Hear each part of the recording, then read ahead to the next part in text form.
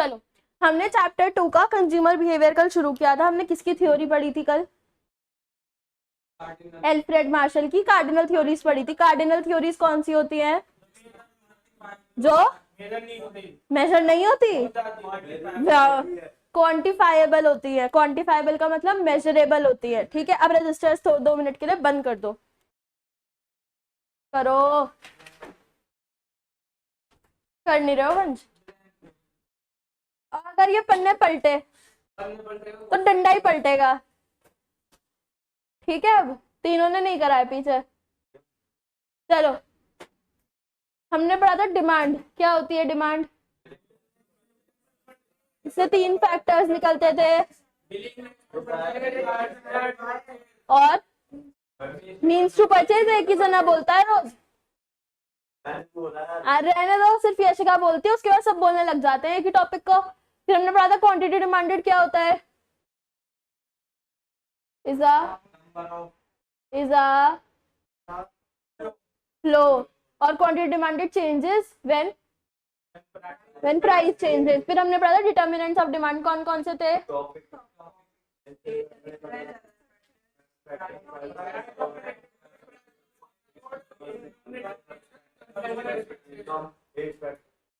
वो other factors के part थे, वो अदर फैक्टर्स के पार्ट थे। अब मुझे नहीं लगता डिटर्मिनेंट को ज्यादा डीपली दोबारा से रिवाइज करने की जरूरत है, याद है सबको सबको। चलो, उसके बाद हमने क्या पढ़ा था, डिमांड फंक्शन क्या होता है।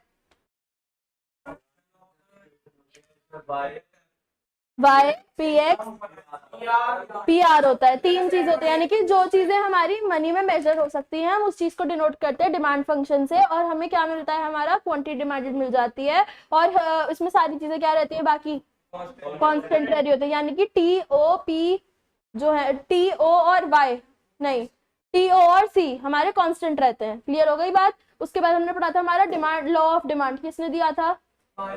एल्फ्रेड मार्शल ने दिया था। सिर्फ मार्शल नहीं, एल्फ्रेड मार्शल ने दिया था। क्या बोला था, जब प्राइस चेंज होता है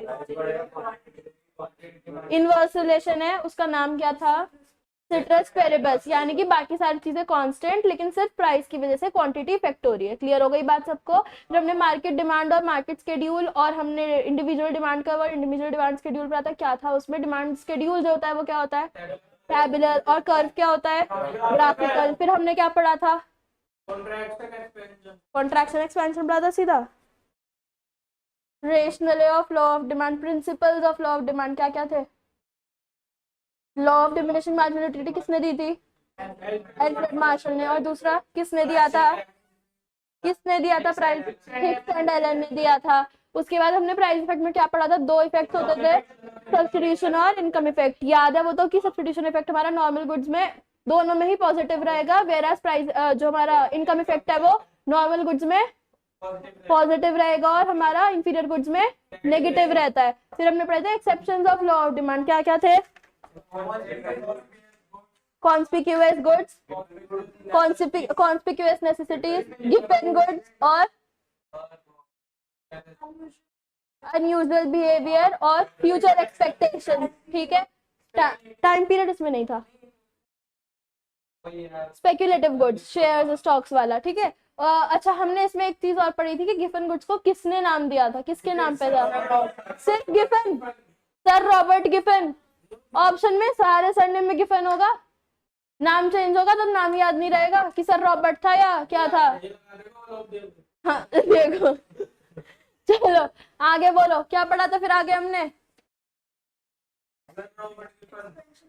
एक्सपेंशन कॉन्ट्रैक्शन पढ़ा था। कब होता है, जब चेंज इन क्वांटिटी डिमांडेड होता है, और चेंज इन डिमांड होता है तो इंक्रीज और डिक्रीज होता है। लेकिन हो तो गया, एल्फ्रेड मार्शल। सो रहे हो क्या, नींद पूरी नहीं हुई या दर्द ज्यादा हो रहा है तो रहा है, चलो मैथ्स का स्ट्रेस हो गया। हाँ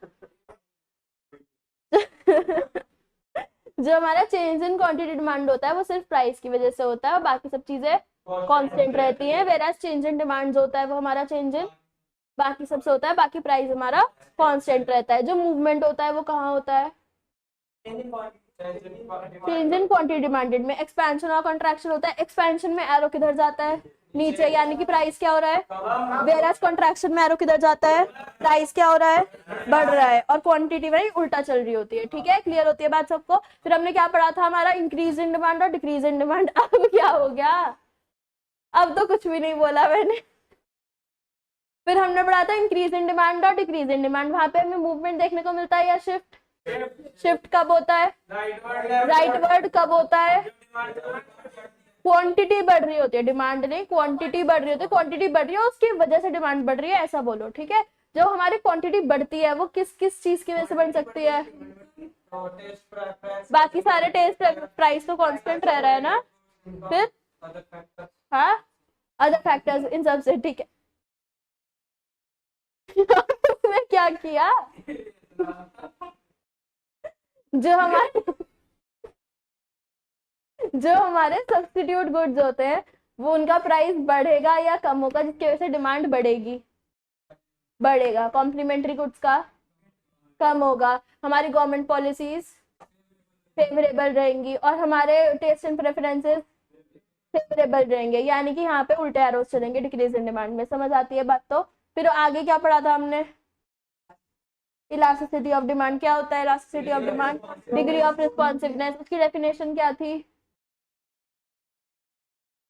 upon into upon percentage change in variables. Variables हमारे चार तरीके के होते थे, कौन कौन से, इनकम और एडवर्टीजमेंट एक्सपेंस। फिर हमने 5 तरीके की इलास्टिसिटी पढ़ी थी, कौन कौन सी, पर नाम नहीं पूछे, नाम नहीं पूछे,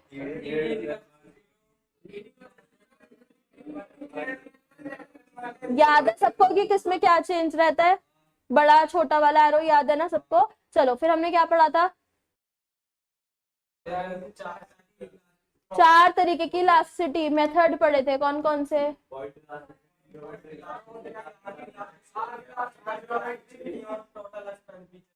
क्या, total expenditure, total outlay method या total revenue method. Total expenditure का फॉर्मूला क्या था, P इंटू क्यू, उसमें हम एरोस देखते थे या फिर हम फॉर्मूला लिखते थे, एरोस लिखते थे। एरोस से क्या आइडेंटिफिकेशन होती थी,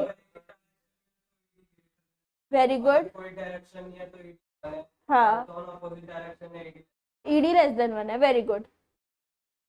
मैं अब डंडा उठाने वाली हूँ,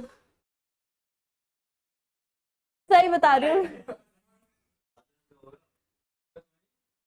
हमने कल एक फॉर्मूला था जो किसी को भी याद नहीं आ रहा था, आर्क इलास्टिसिटी का, क्या था, रुक जाओ निहाल तो मत बोलना,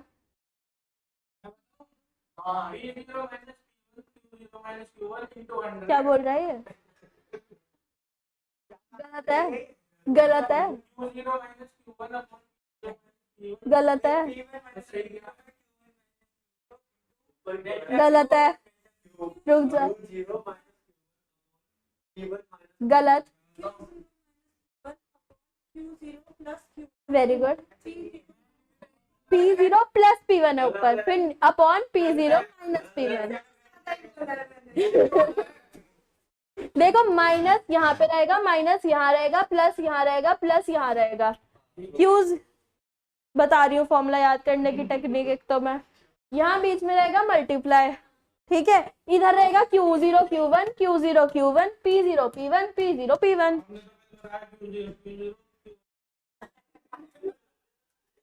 क्या बोल सकती हूँ मैं, Q0 यानी old minus new, old minus new, old plus new, old minus new, ऐसे होगा। हाँ Q Q यहाँ P P वहाँ, अब समझ आ जाएगी। चले अब आगे। फिर हमने पढ़ा था analysis of elasticity of demand, क्या पढ़ा था उसमें हमने,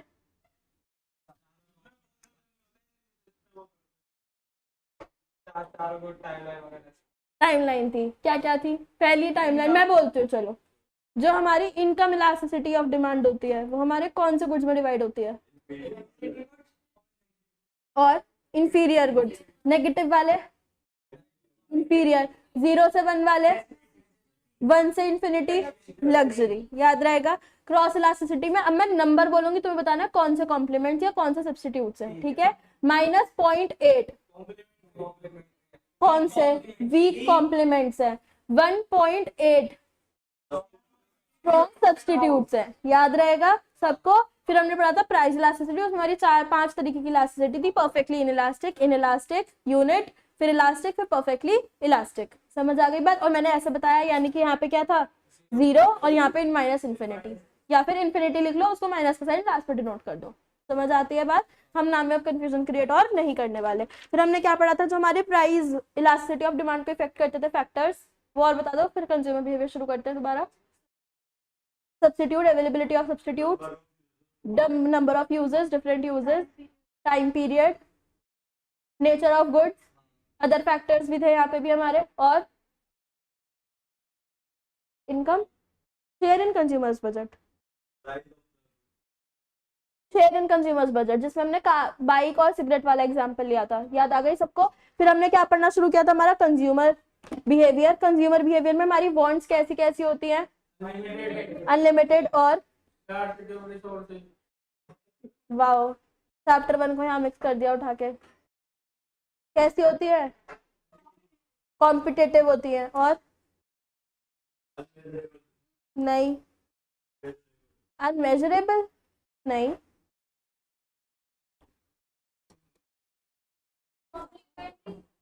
कॉम्प्लीमेंट्री होती है, और सैटिटी होती है, सेटिस्फैक्शन फुलफिल करने वाली होनी चाहिए, और बस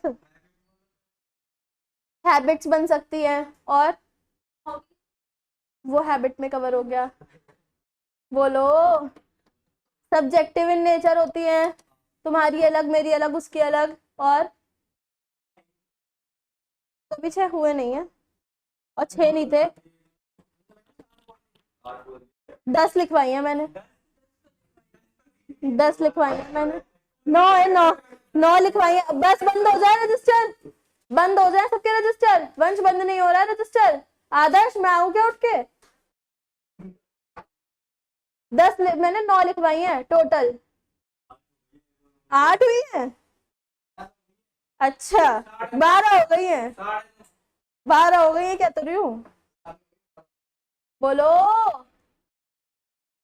डिफरेंट टाइम और प्लेस पढ़ा था या नहीं पढ़ा था?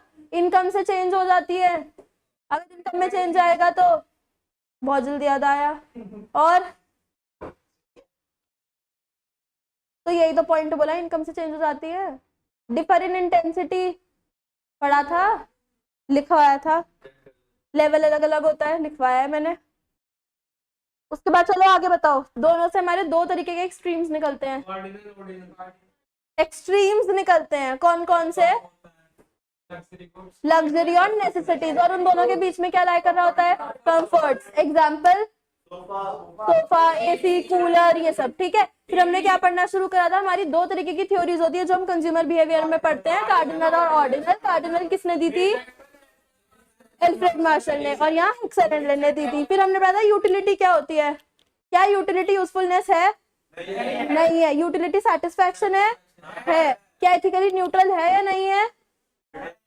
न्यूट्रल है। ठीक है। फिर हमने क्या पढ़ना शुरू करा था, हमारी कार्डिनल थ्योरी, जो हमारी मार्शल ने दी थी। मार्शल ने कौन सा एनालिसिस दिया था? MUTU एनालिसिस दिया था। MU क्या होता है उसको, और क्या बोलते हैं? सेटिस्फैक्शन बोलते हैं। क्या MU का फॉर्मूला क्या होता है?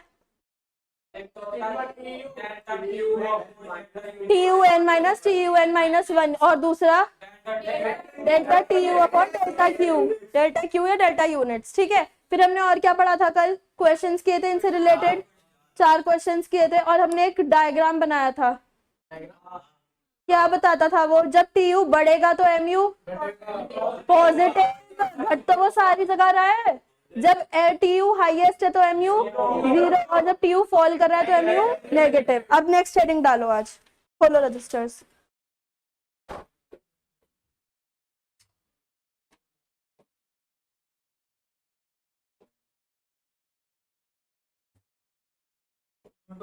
हाँ, ये मार्शल की ही थ्योरीज है अभी।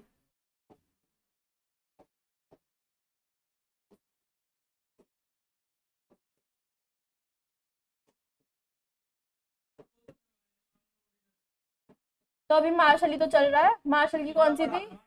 बस आज खत्म हो जाएगा। आज का हमारा टॉपिक है consumer equilibrium and consumer surplus.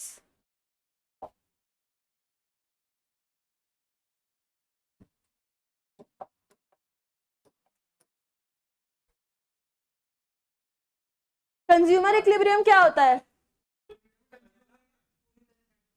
पूरी तरह से सेटिस्फाई हो जाए, यानी कि इस पॉइंट पे बेसिकली जो हमारा कंज्यूमर इक्विलिब्रियम है, इस पॉइंट पे जो हमारा कंज्यूमर है उसको मैक्सिमम सेटिस्फैक्शन मिल रही होती है। हाँ,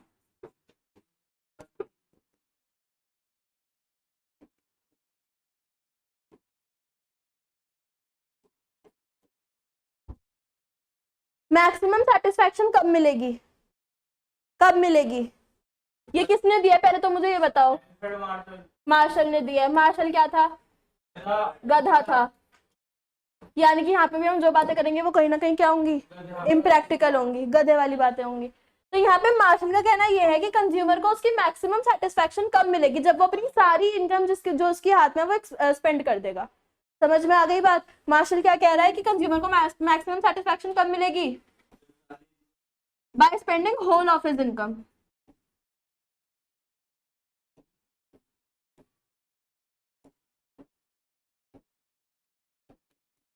एग्जाम्पल लेते हैं। मम्मी ने तुम लोगों को 15 रुपए लेके भेजा।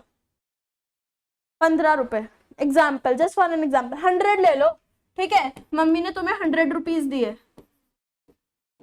मम्मी ने बोला कि तुम कुछ भी ले आओ इन 100 रुपीज में, तुम्हारी मर्जी है, क्या लाओगे? फोन आ रहा है किसी का, क्या लाओगे उस 100 रुपीज में? क्या क्या ले सकते हो? लेने को तो तुम एक भी चीज ले सकते हो, लेने को तुम 2 चीजें भी ले सकते हो, लेने को तुम 3 चीजें भी ले सकते हो, लेने को तुम 4 चीजें भी ले सकते हो। लेकिन मार्शल कह रहा है कि इस थ्योरी को पढ़ने के लिए हम सिर्फ मैक्सिमम 2 ही चीजें खरीद सकते हैं इकट्ठा, 3 चीजें नहीं खरीद सकते। ठीक है, समझ में आती है बात सबको? पहले यानी कि हम मैक्सिमम कितनी कमोडिटीज खरीद सकते हैं? 2। यानी कि एक तो होगा हमारा सिंगल कमोडिटी वाला सिस्टम, और एक होगा हमारा 2 कमोडिटी वाला सिस्टम। एक में एग्जांपल ले लो कि तुम सिर्फ और सिर्फ मोमोज खा के आ रहे हो, और एक में एग्जांपल ले लो कि तुम मोमोज के साथ स्प्रिंग रोल भी खा कर आ रहे हो।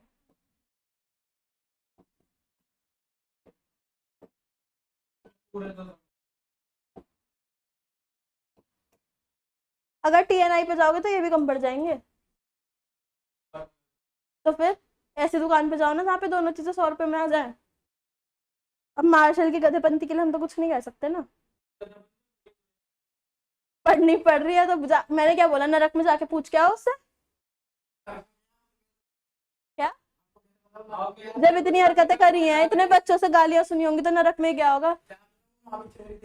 ओहो, वहां की थ्योरी अब आ सकती है यहाँ दुनिया में? चले, चले आगे, चले। लिख लिया? लिखो।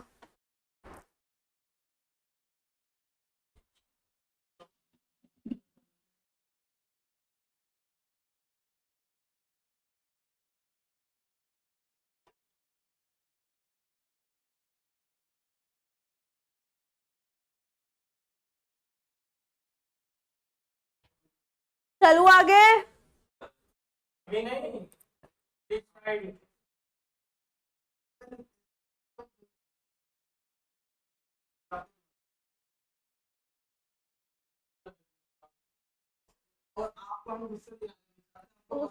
थैंक यू, मेरे बारे में इतना सोचने के लिए थैंक यू। ओह, अब नहीं रोती मैं, अब नहीं रोती मैं। चलो चले आगे। नहीं नहीं, इतनी भी वीक थोड़ी हूँ, अब नहीं हूँ मैं इतनी वीक, पहले थी। ओहो,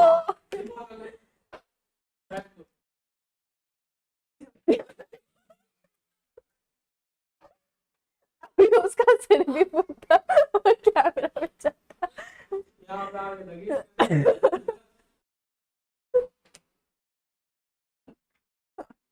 चले आगे। लिख लिया आदर्श? मुझे नहीं पता, ठीक है। चले आगे, चले आगे। चलो, यहाँ पे आप बीच में एरो बना लो। मतलब बीच में एक लाइन ड्रॉ कर लो, यहाँ लिखो 1 कमोडिटी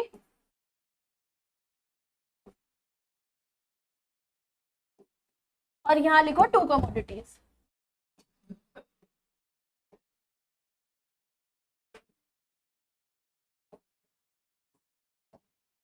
ठीक है, अब हम बात करते हैं कि एग्जाम्पल हम खरीदने जा रहे हैं सिर्फ और सिर्फ मोमोज। ठीक है, अब मार्शल का कहना यह है कि तुम्हें सेटिस्फैक्शन कितने मोमोज खा के मिलेगी, तुमने 1 प्लेट खाया, 2 प्लेट खाए, 3 प्लेट खाए, 4 प्लेट खाए, 5 प्लेट खाए, तुम्हारे अकॉर्डिंग कितने में सेटिस्फैक्शन मिलनी चाहिए? 10 में। 10 में, या कोई कह रहे 3 खा के हम सेटिस्फाई हो जाएंगे, कोई कह रहे 5 खा के सेटिस्फाई हो जाएंगे, कोई कह रहे 10 खा के भी नहीं होंगे। ठीक है, तो उसमें मार्शल कह रहा है कि ऐसे कैलकुलेट होगी ही नहीं तुम्हारी सेटिस्फैक्शन। मार्शल कह रही थी ये डिपेंड नहीं कर रहा कि तुम कितने खा रहे हो, मार्शल कह रहे हैं डिपेंड ये कर रहा है कि तुम कितना खर्च रहे हो। ठीक है, मार्शल का कहना यह है कि तुम्हारी मैक्सिमम सेटिस्फैक्शन तब होगी जब तुम्हारी सारी इनकम जो तुम्हारे हाथ में है वो खर्च हो जाएगी। क्लियर हो गई? यानी कि यहाँ पे जो हमारा MUX बनेगा ना, जो हमारा MU होगा वो किसके बराबर होगा? हमारे PX के। समझ में आती है बात सबको? समझ में आती है बात सबको? और यहाँ पे जो हमारा MU है ना, वो सिर्फ और सिर्फ X का नहीं है, ये MUX भी हो सकता है और MUM भी हो सकता है। MUM यानी कि in the terms of money.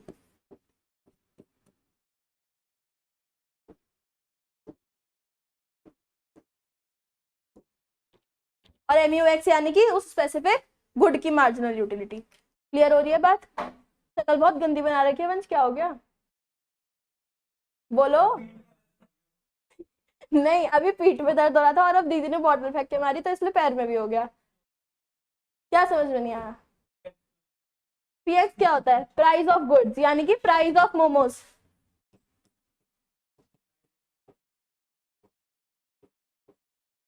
ये तो वो वाली कहानी हो गई कि रामायण निकल गई और क्या था वो डायलॉग, सीता कौन थी? बेस्ट ऑफ डिमांड का पूरा पढ़ लिया। इसमें बोला है इसने कि जो हमारी मार्जिनल यूटिलिटी होगी वो PX के बराबर होगी, यानी कि हम कितना कितना खर्च रहे हैं उसके बराबर होगी हमारी मार्जिनल यूटिलिटी। अभी जब हम पढ़ेंगे ना इसको डिटेल में तब समझ में आएगा। लिखो पहले,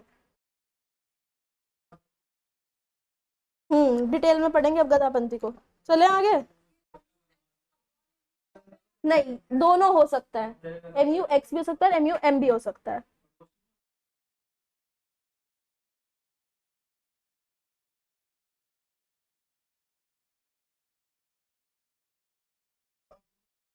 अपॉन नहीं है ये यहाँ पे MU जो है बात हो रही है वो MUX भी हो सकता है और MUM भी हो सकता है। अब समझ में आ गई? मैंने बोला था ये चीज, अभी आशिका ने दोबारा भी पूछी थी वो चीज और अब तुमने तीसरी बार पूछ लिया वो चीज। चले आगे, इस पेज को अब ऐसे ही छोड़ देना, इसको अभी ब्लैंक छोड़ देना 2 कमोडिटीज वाले को। ठीक है, पढ़े आगे, स्टार्ट करें। न्यू पेज नहीं, जैसे आशिका का इतना सारा पेज बचा उसी के आगे क्रॉस लगा लो और आगे से स्टार्ट कर लो। है, ग्राफ भी है इसका सिंगल कमोडिटी का, जो हम सिंगल कमोडिटी को डिटेल में पढ़ेंगे। चले आगे, पहले नहीं नहीं नहीं, ये तो छोड़नी है स्पेस, यहाँ तो भी और लिखना है जब हम सेकंड कमोडिटी को पढ़ेंगे। अब हेडिंग डालो सिंगल कमोडिटी, 1 कमोडिटी, या फिर इसको हम क्या बोल सकते हैं? Single commodity. अरे नहीं, ये नया टॉपिक है, वो डिफरेंस था, ये टॉपिक शुरू हो रहा है अब। ठीक है, यहाँ पे हमारा फर्स्ट कमोडिटी में हम क्या खरीद रहे हैं? सिर्फ मोमोज खरीद रहे हैं। मैं लिख के तो गांजा लेकर आई थी लेकिन तुम लोगों की वजह से मैंने लिया नहीं है। फिर तुम मजाक बनाते कि सेटिस्फैक्शन तो ज्यादा होगी सेकंड खाने पे, है ना? चलो लिखना शुरू करो, एक वो बनाना है मैं स्केड्यूल।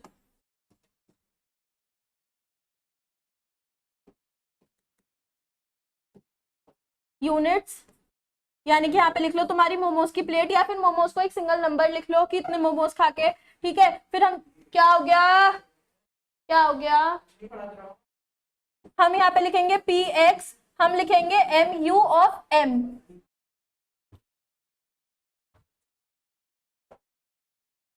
क्या हुआ, जो हमारा MUM होगा ना उसको यहाँ पे एरो डाल के लिखो कि ये है हमारा विलिंग टू पे, यानी कि हम एक्चुअल में खर्च क्या करना चाह रहे हैं। समझ में आ गई बात। जो MUM है वो हमारा मार्जिनल यूटिलिटी ऑफ मनी है, अभी लिखा था हमने, यानी कि वो ये है कि हम कितना खर्च करना चाह रहे हैं अपनी वांट्स को सेटिस्फाई करने के लिए। समझ में आती है बात सबको, MUM की टर्म का मतलब क्या है, समझ में आता है। फॉर एन एग्जाम्पल, तुमने one first plate of momos खाई, कितनी सेटिस्फैक्शन मिलेगी, बहुत सेटिस्फैक्शन मिलेगी। भूखे थे 2 दिन से कुछ नहीं खाया था और अब मोमोज की एक प्लेट खाई तो तुम्हें सेटिस्फैक्शन बहुत मिलेगी। तुम कितना खर्च करना चाहोगे जितनी तुम्हारी सेटिस्फैक्शन होगी। फॉर एन एग्जाम्पल तुम खर्च करना चाहते थे 50 रुपीज, फॉर एन एग्जाम्पल कि जितना मांग रहे हो उतना दे दो, ज्यादा भी देना हो तो दे दो, ठीक है। फिर तुमने खाई सेकेंड प्लेट, ठीक है, उसमें तुमने खर्च करना चाहे 40 रुपीज। तुम कहते कि मेरी सेटिस्फैक्शन थोड़ी कम हो गई इसलिए मैं पैसे थोड़े कम दूंगा। वेयर एज थर्ड प्लेट तुमने खाई तो कितनी सेटिस्फैक्शन हुई, 30 रुपीज की। क्या हो गया, क्यों बातें हो रही हैं, मैं पढ़ा तो रही हूँ लेकिन मेरे पीछे मुड़ते ही बातें शुरू हो रही है, स्कूल वाली हरकतें हो रही हैं यहाँ पे 20 रुपीज की। और वहीं तुमने जब 5वीं प्लेट खाई तो तुम्हें 10 रुपए देने का मन किया, लेकिन एक्चुअल में उस मोमोज की प्लेट का प्राइस कितना था, 30 रुपीज। पता नहीं कहाँ मिलती है 50 की, 30 रुपए की भी खाती हूँ यार मैं तो अब भी, नहीं फुल।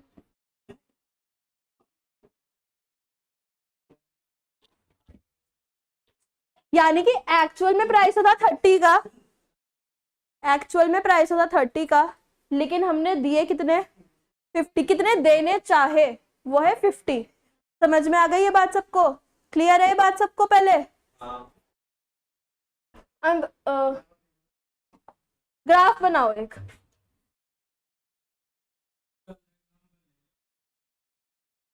सुबह सुबह मोमोज खाने का मन किसका कर जाता है, मैं तो कुछ भी खा के नहीं आई हूँ आज। स्केल है सबके पास, इसमें कहाँ से आएगा,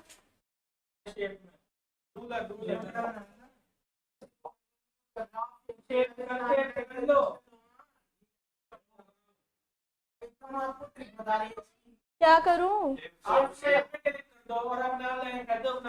लाइन नहीं खींचनी, मार्क करना है पॉइंट्स, इक्वल डिस्टेंस होना चाहिए अब ग्राफ पे।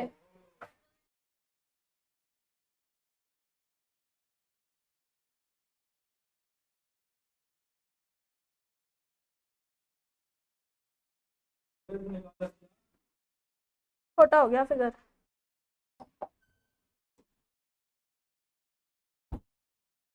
ये बड़ा नहीं होगा रूलर, नहीं हो रहा।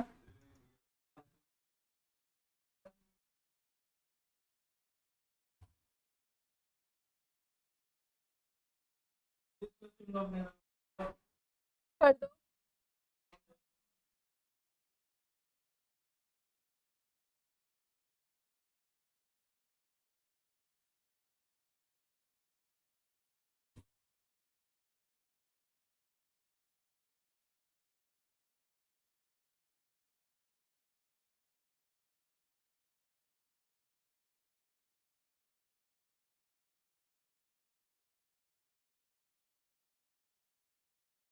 तुम इक्वल डिस्टेंस लेना इसमें, जो हमने पीछे वाला ग्राफ वो बनाया ना स्केड्यूल, उसके अकॉर्डिंग।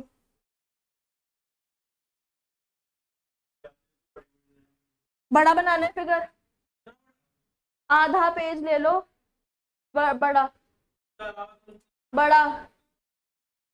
थोड़ा और बड़ा, क्या मतलब क्लास ही खत्म नहीं, टॉपिक नहीं, फर्स्ट कमोडिटी में हाँ इसके assumptions और वो लिखेंगे, लिमिटेशंस वगैरह बस। यार ये ड्रामा है। 14, अच्छा सुनो, मैं स्केल से नहीं कर रही, मैं ऐसे ही बना रही हूँ अपने अंदाजे से। वाओ,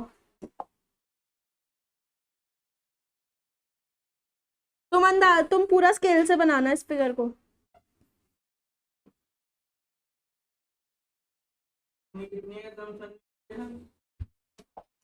अरे बड़ी वो है यार, पहले पढ़ो मत है ना।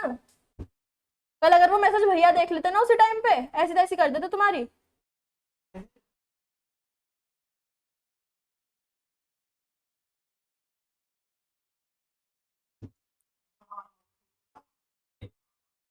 यहाँ पे लिखो हमारे वाई एक्सिस पे क्या है, हमारी मोमोज की प्लेट है।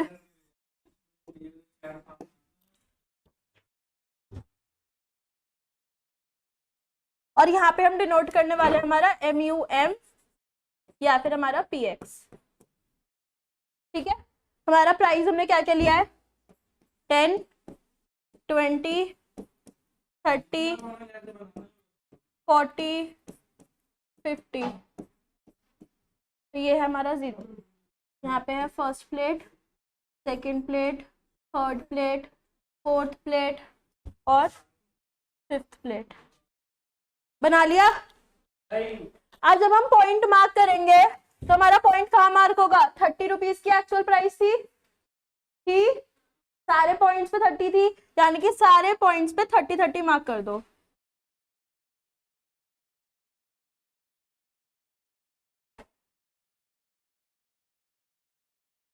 ये कहीं ना कहीं तुम्हारी एक स्ट्रेट लाइन बन जाएगी, जो कि तुम्हारा PX बता रहा होगा।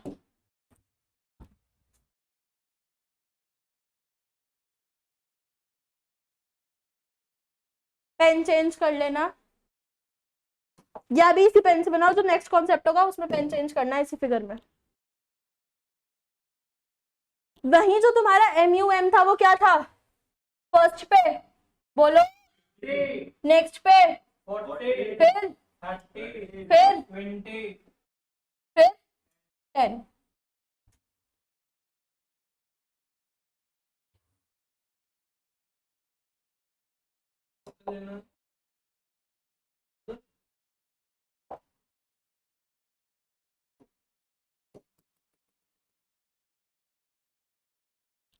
कुछ ऐसा फिगर बनता हुआ नजर आएगा, आ रहा है।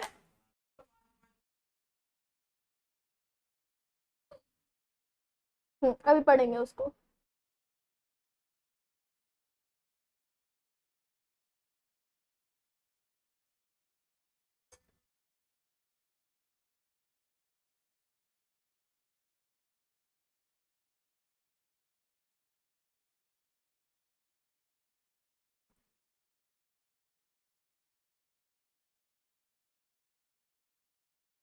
चले,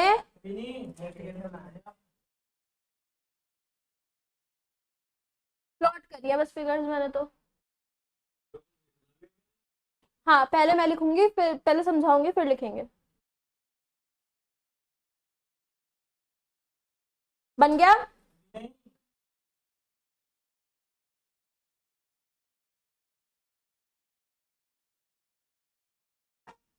अंदाजे से बना लो, फिगर ऐसा बनना चाहिए, और स्केल से बनाओगे तो ढंग से बन जाएगा, बिल्कुल इक्वल डिस्टेंस पे। कौन सी, हमने यहाँ पे फिगर्स कौन कौन सी लिखी हैं, 1 पे 50, 2 पे 40, 3 पे 30, 4 पे 20 और 5 पे 10।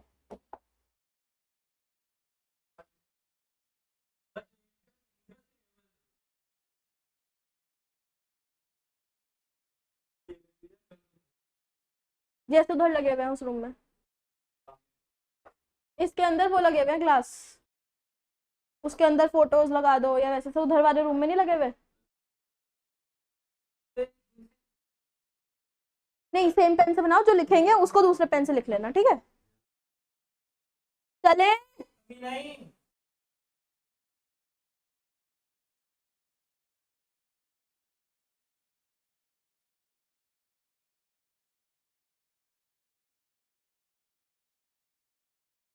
पढ़ा हुआ होगा तो ये अशोक और आकर्ष, उन दोनों ने पढ़ा हुआ है, इसमें अभी नहीं क्या, अभी सिंगल लाइन बनी है जब से अब तक कितनी देर में, पूरा बन गया, बस एक लाइन गया नहीं। तो इसको ऐसे ही बना लो रफली। टाइम तो या मुझे लगा दे।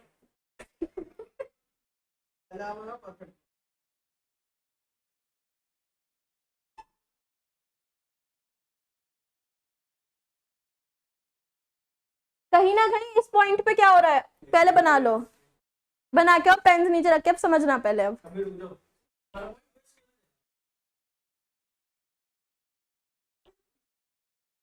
जल्दी जल्दी बनाओ।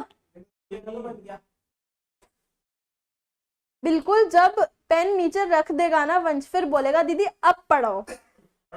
देखा? चलो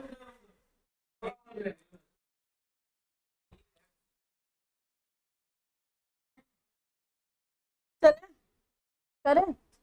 चलो, ये वाला पॉइंट क्या है, इक्विलिब्रियम तो क्यों है, यहाँ पे हम जो पे कर रहे हैं, जो एक्चुअल प्राइस है वो, और जो हम पे करना चाहते हैं वो इक्वल है, यानी कि ये हमारा ई पॉइंट है, ये हमारा कंज्यूमर इक्विलिब्रियम का पॉइंट है।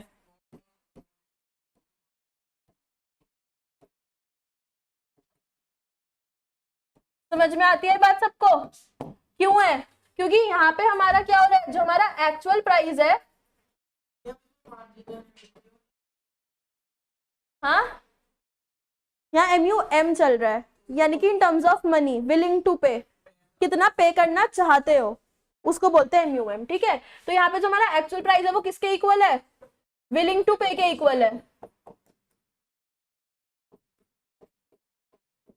अब तुम यहाँ पे देखो, जब तुम पहली प्लेट ऑफ मोमोज खा रहे थे, जो तुम्हारा विलिंग टू पे था, यानी कि कहीं ना कहीं तुम 50 रुपीज पे करने के लिए तैयार थे, जबकि एक्चुअल प्राइस क्या था, 30। सिर्फ 30। तो तुम्हें फायदा हो रहा है, फायदा हो रहा है ना, तुम 50 की चीज सोच रहे हो, तुम्हें 30 रुपए में मिल रही है, फायदा हो रहा है। वहीं तुम यहाँ पे देखो, इस पॉइंट पे 40 रुपीज पे करना चाहते थे, ये तुम्हारा विलिंग टू पे था, मैं WT पे लिख रही हूँ इसको, ये तुम्हारा विलिंग टू पे था। ठीक है, तो यहाँ पे भी क्या फायदा हो रहा है या नुकसान हो रहा है, तुम पे तो करना चाहते थे 40, यानी कि तुम्हारी सेटिस्फेक्शन कहीं ना कहीं थी 40 रुपीज वाली, लेकिन एक्चुअल में तुमने पे कितना किया, सिर्फ 30 रुपए, यानी कि 10 रुपए का फायदा हो रहा है। वेराज इस पॉइंट पे क्या हो रहा था कि जितना तुम पे करना चाहते हो वो किसके बराबर है, उसी चीज के एक्चुअल प्राइस के बराबर है। समझ में आती है बात सबको? यानी कि यहाँ पे इस एरिया में शेडिंग हो सकती है, इसमें कहाँ होगी, यहाँ पे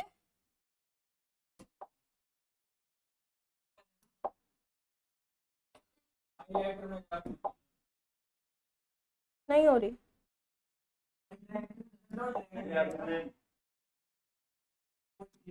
ओ हो गया, ठीक है, यहाँ से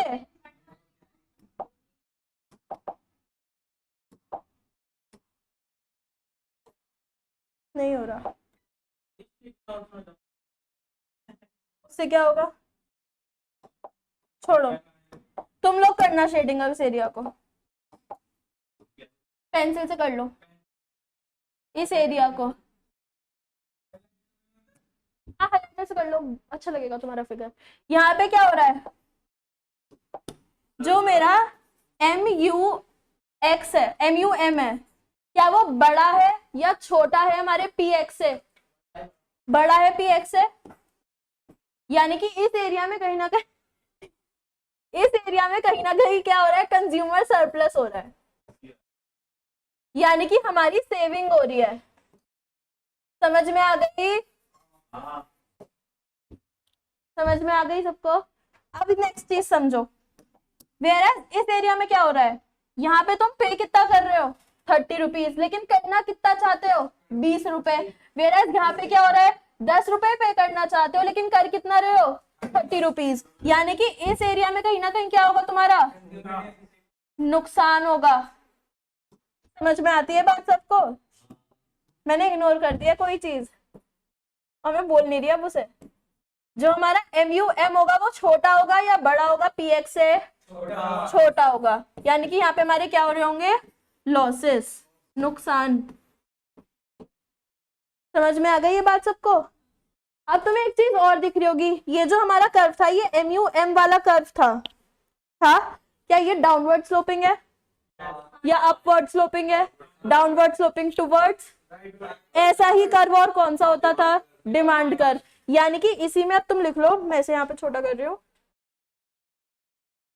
दिख रहा है ना, जो हमारा MU कर्व होता है, MUM वाला कर्व होता है, वो किसके बराबर होता है, डिमांड कर्व के जैसा ही होता है। Exam question. सेकेंडली जो हमारा MUM कर्व का स्लोप होता है वो कैसा होता है? डाउनवर्ड स्लोपिंग, अभी तो बोला।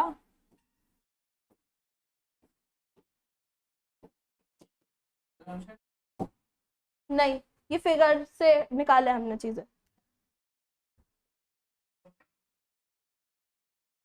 और जो हमारा PX है वो क्या रहने वाला है? पैरेलल टू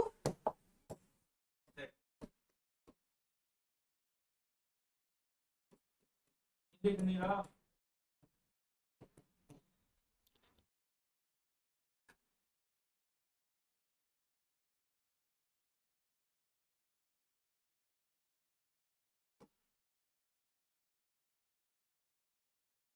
कहीं ना कहीं। अब मार्शल का कहना क्या है, ये जो ये वाली क्वांटिटी हमारी निकल रही है इस पे कंज्यूमर की बल्ले बल्ले है, यानी कि यहाँ पे कंज्यूमर मैक्सिमम सेटिस्फैक्शन कंज्यूमर को मिल रही है। अब जो हमने ये कॉन्सेप्ट लिखा था MU is equal to PX, अब क्लियर हो गया ये क्यों होता है। यानी कि कहीं ना कहीं हमारी मार्जिनल यूटिलिटी ऑफ मनी, जितना हम खर्च करना चाहते हैं वो जब तक हमारे एक्चुअल प्राइस के इक्वल नहीं आ जाता, जब तक कंज्यूमर सेटिस्फाई नहीं होगा। लेकिन जैसे ही ये इक्वल आएगा यानी कि कंज्यूमर सेटिस्फाई हो जाएगा। समझ में आ गई बात सबको? फटाफट से इसको ड्रॉ करो अब, जल्दी जल्दी।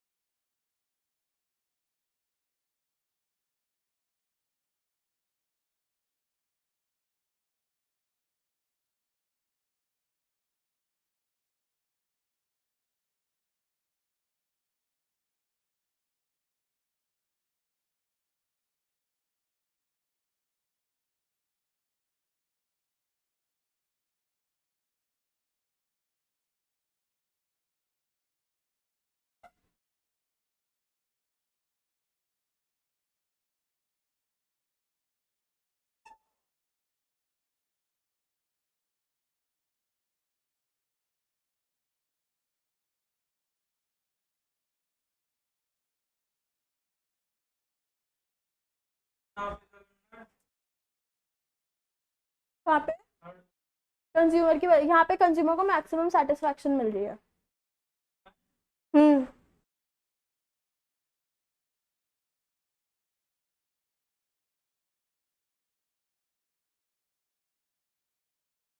चले,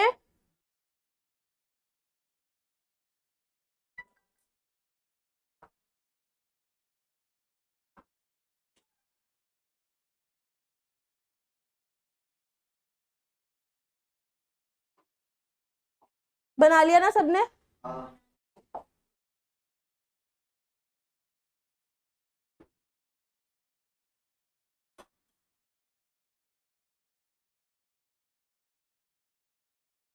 इसको अलग अलग पेन से कराए ना कलर? कराए ना? फेयर में करोगे ना? हाँ।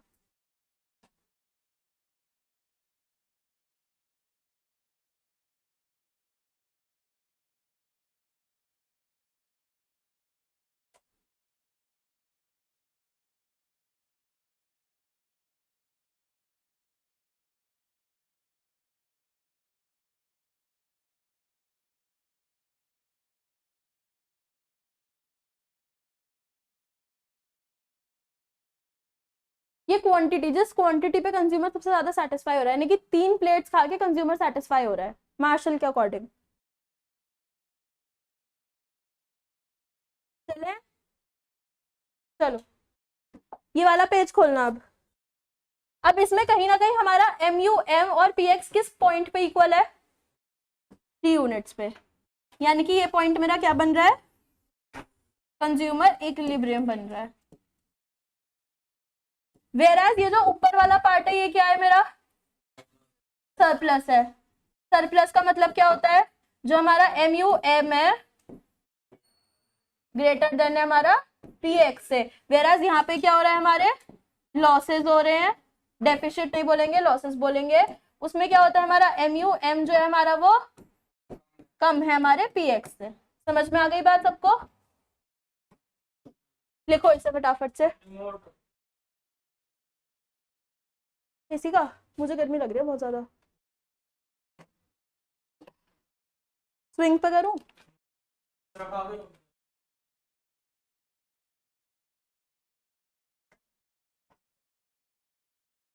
नीचे ही हो रहा है।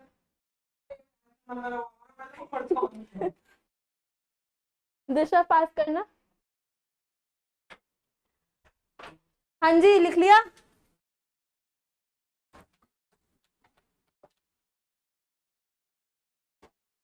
px क्या था हमारा यहाँ पे? px क्या था हमारा यहाँ पे? Actual price. लिख लो, कंफ्यूजन ना हो जिससे।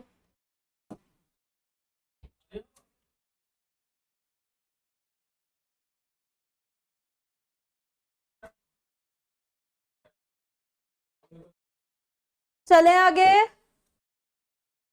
यानी कि यहाँ से हमारी क्या assumptions प्रूव हो रही है कि हमारा जो mu m है वो px के बराबर होगा, तो हमारा क्या होगा? कंज्यूमर्स इक्विलिब्रियम होगा, मैक्सिमम सेटिस्फैक्शन हमें यही मिलेगी। यानी कि हम कितने ही प्लेट खा सकते हैं सिर्फ मार्शल के अकॉर्डिंग? 3 खा सकते हैं, 3 से ज्यादा हम नहीं खा सकते। समझ आ गई बात?